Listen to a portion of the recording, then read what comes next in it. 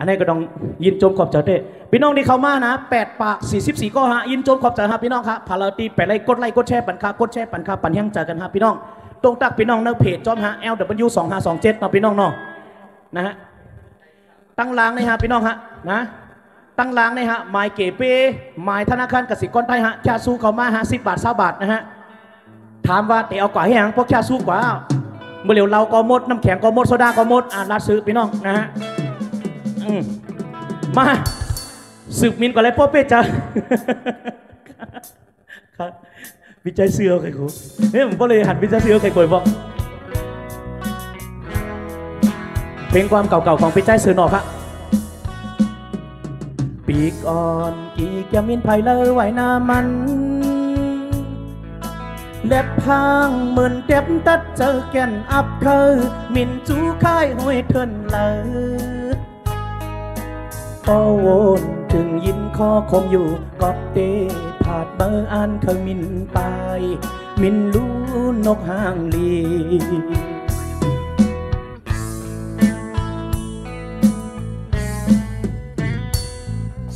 ป่าเทินเขียวต้นไม่มอกกี้อยู่โฮมการ์ดแลบมืดอยู่พ้องตึกเล็กอ่อนยามมือปิกมีแห้งมาจังมินพอโวนถึงยินคอคมอยู่กอบเตผาดเมื่ออ่านเคยมินไปมินรู้ก็เปใจแก่นไม่กอบมือป้อลมลงเป่าฝนยอดลงตกเดจูโฮมเลยปีเทินอันมาอำยามเศร้านาน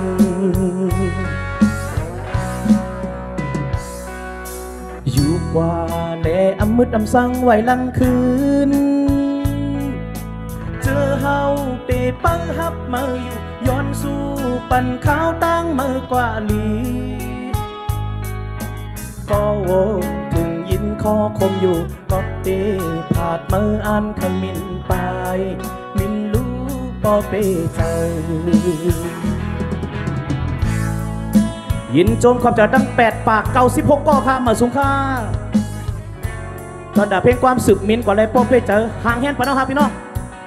ย้อนปัน1ก็1แช่2แช่3แช่ปันแห้งเจอฮะอำนั้นแค่สู้มาถึงเอาค่ะปางเหล่าบนโหมโจมปีเหมาใต้เอาค่ะ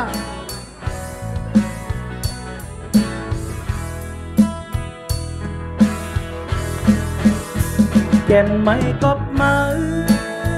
ป้อลมลงเป่าฝนยอดลงตกเดจูโฮมหลังตีเทินอันมาอำยามเศร้านาน